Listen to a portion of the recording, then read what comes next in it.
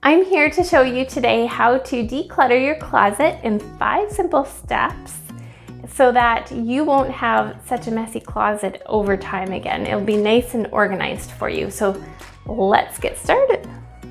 Hey friends, how are you today? It's so good to see you.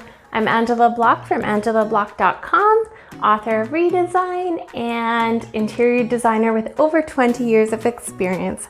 I have a large family. We have 3 kids. We have an extra exchange student that often lives with us.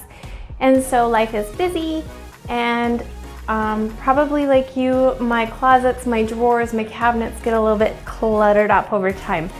All right, so here is the closet. I'm sure we all have closets that look like this, that everything falls out as soon as you open the door. You have more linen than you actually need because it's too hard to throw things away or get rid of them. So anyways, I'm gonna show you how to get organized here.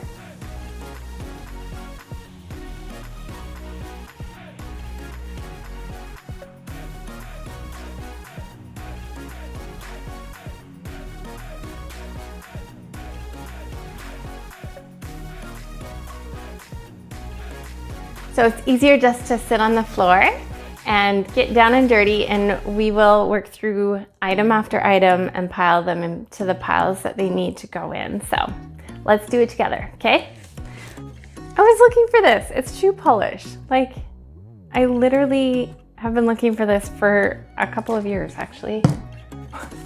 I just reduced my basket in half. This is insane. So this is definitely a good idea. And I actually am categorizing a little bit differently than I thought. So I'm gonna do a garbage pile. I'm doing a put it in another space because it doesn't belong in this closet, but I still need it. Pile. Yes, it's called a pile. And a giveaway pile, so.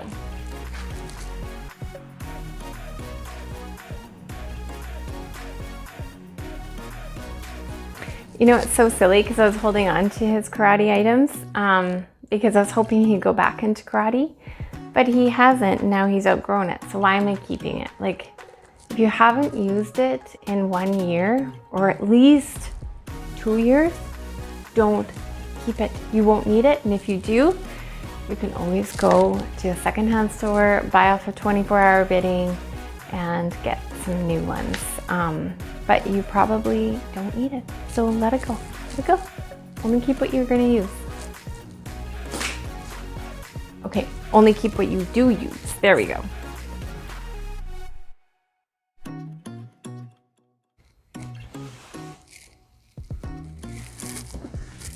So I'm just going through item to item to item and just making a whole bunch of piles of categories. So I'm piling together my pillowcases, and then I'll decide which ones I want to keep, unless I actually know I want to get rid of some right off the bat, but I'll count through and only keep what I actually will need and let go of the rest.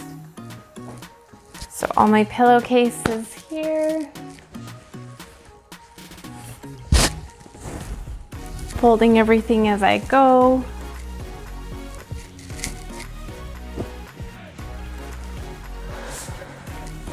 This is a rag, so I'll put that in a different category. I'm running out of room.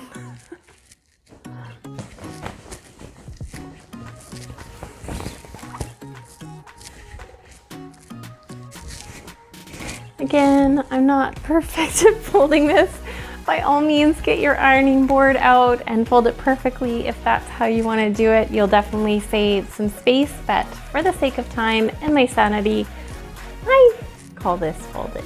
Now, here is where you can decide what you want to do. Some people I've heard take the pillowcase to a full sheet set, and they put everything into that pillowcase so that when you have company, you just pull out that pillowcase and all your sheet set is matching and ready to go. Or you can separate it into categories, again, of flat sheet, top sheet. If I have a full set, I like to pair them together. So let's do that. And these little balls again. My son runs through the house when his friends come over, and they have big Nerf parties.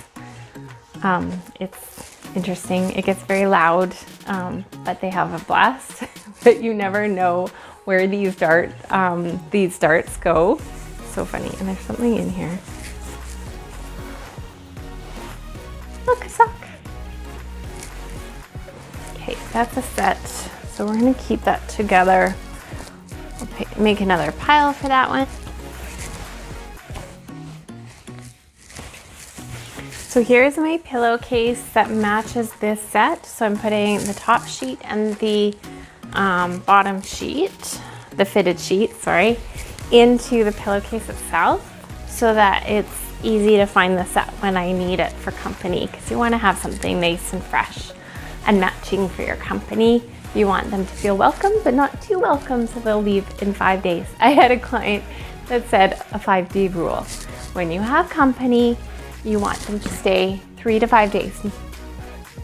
2 days, too short.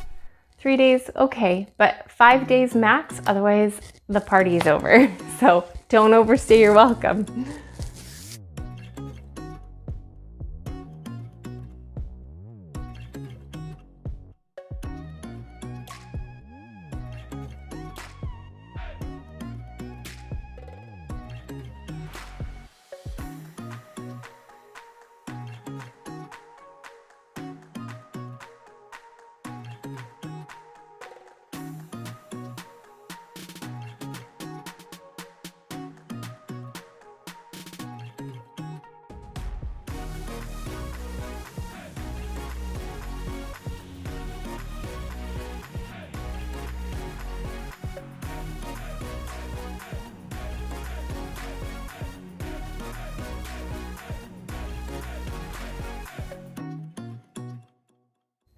Okay, so everything has been categorized, and so now I'm going to actually put them into baskets. Here is where you can choose to put them directly onto the shelves in your closet.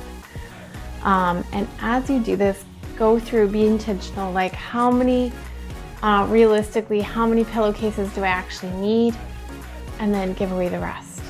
If anything's worn through, throw it away.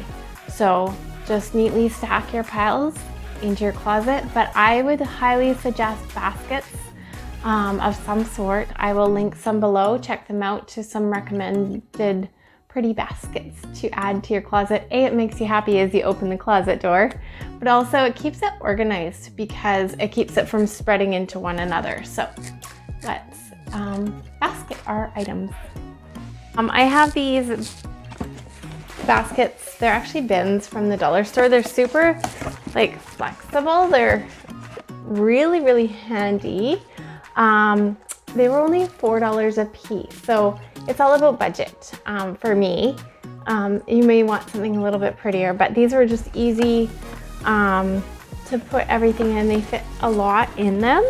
So I lined them up and my shelves fit my items, my bins perfectly. So that's another thing to double check your measurements between shelving so that your baskets that you are using fits on your shelves. So I'm gonna start putting everything into here in categories.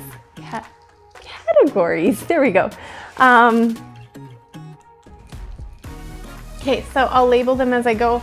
I have this handy dandy chalk pen.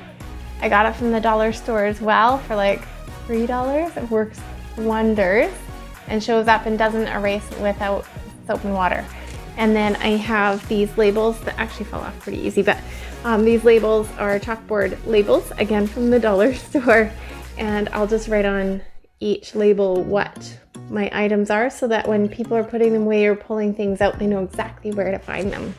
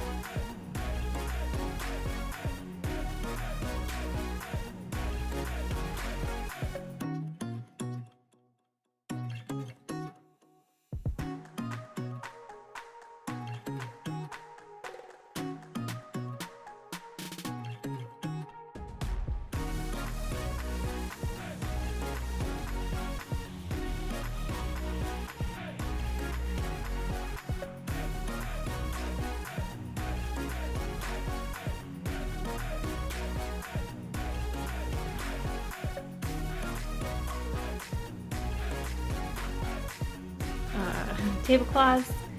And then I have my rags with the cleaners. I have a baby container because occasionally we have a baby come sleep for a couple hours.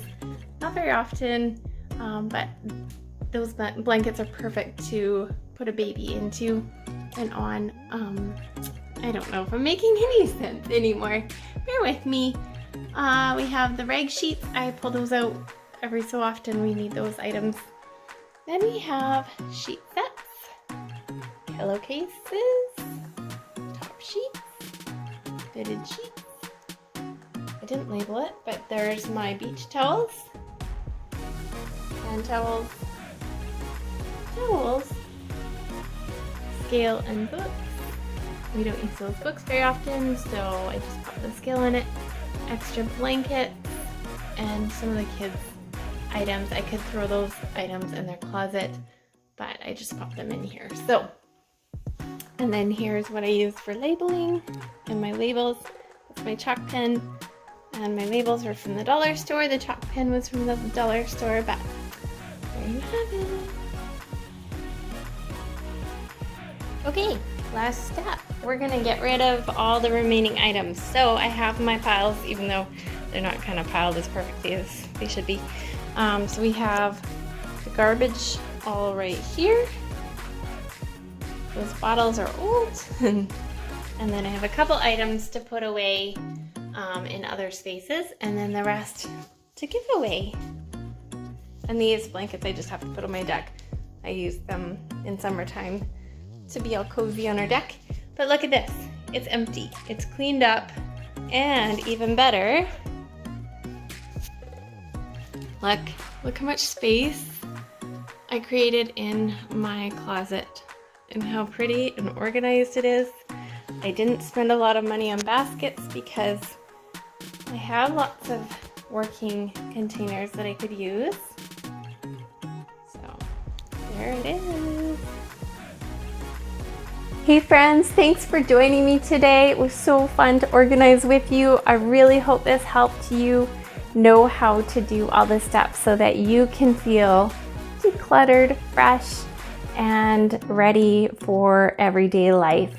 All this organization just helps so much to keep our sanity, knowing that we don't have more than we need, and making room for things that kind of come along the way. I have space, I have room to expand, but I also have everything in its place so that I don't get lost trying to find it. Do you ever find like you spend hours looking for things?